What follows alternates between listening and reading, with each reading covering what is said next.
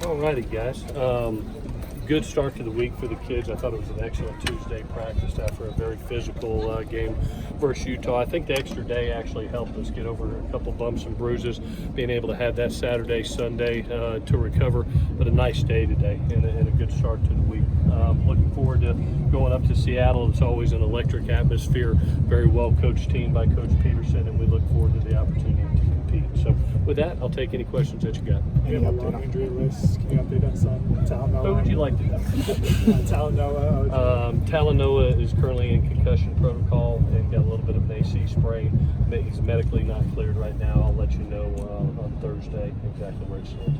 OG and Keaton. OG actually ran around today and looked good.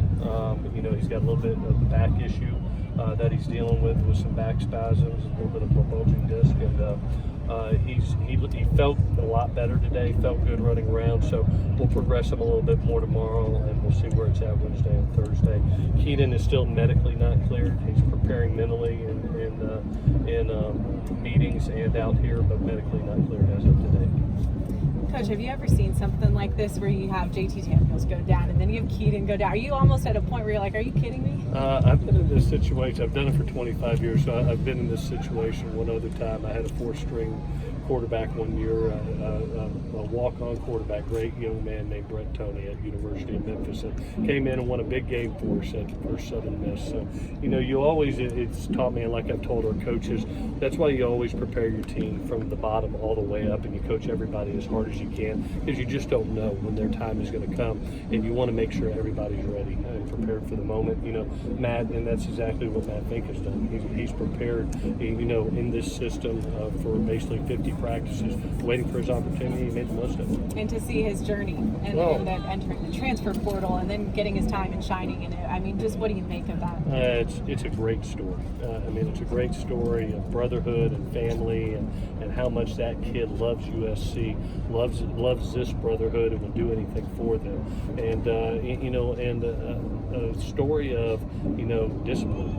I told it in our meeting the other day, in our team meeting, that it's not our plan, it's God's plan. You don't know when your time's going to come or God's going to give you that opportunity, and He gave it to him. And to be ready for that moment on the brightest stage, I'm so proud for him. That's going to be one of the great stories and one of the great memories of his life. Now, he's got to prepare for a possibility of making another memory this week.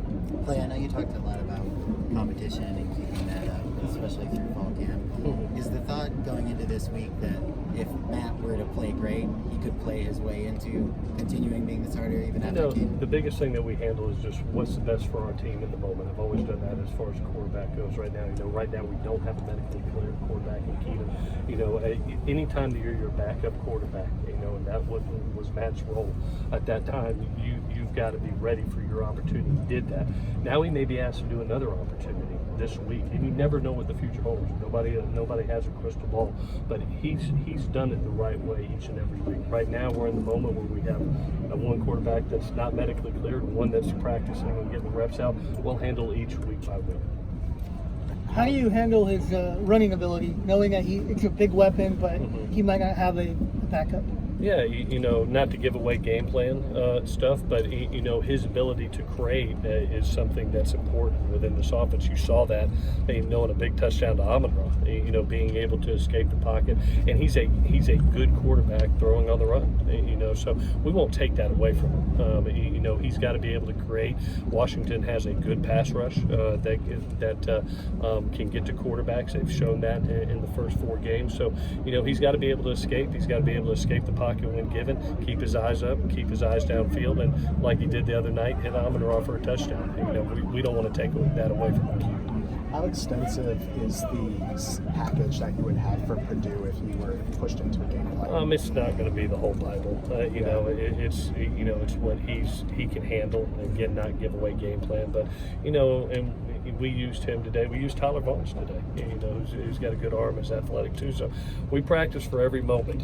In every situation. And you hope for the best, but you better prepare for the absolute worst. And we are preparing multiple guys right now, just in case.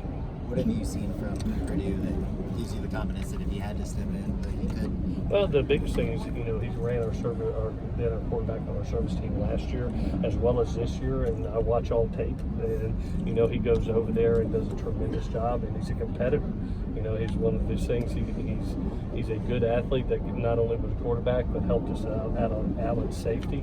Now he's been asked to be a backup quarterback, for this game, and he's over here mentally getting reps, physically getting reps, and said, Coach, if I'm called upon, I'll do my best for my brothers.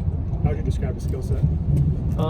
Brandon, good athlete, has a talented arm, that has arm strength, still has enough in the package to move the ball, he's hoping that we don't get to that point, but we are prepared for it. Can you update us on Christian Rector? Christian's actually better today than he was last week, which is a great sign. Christian played 57 plays in the game and was very effective in the game. And visiting with him today during rehab and things like that, he said, Coach, I'm further ahead this week than I was last week. So he'll get some work tomorrow, and we'll start ramping up towards Saturday. But that was good news to me today to hear that a guy that just got 57 plays feels better this week than he did last week at this time. What's the latest on Jordan Iosefa?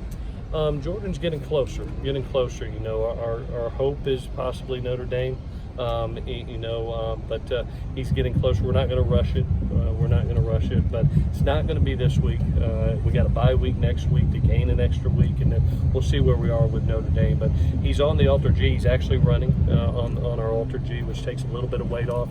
We're hoping to get him on the grass next week, and then we'll see where it progresses from there. It was a 4 to 6 week timeline with him. Has there been a setback, or is it just a little slower than expected? No, it actually was it's a very similar injury to what he had on the other knee.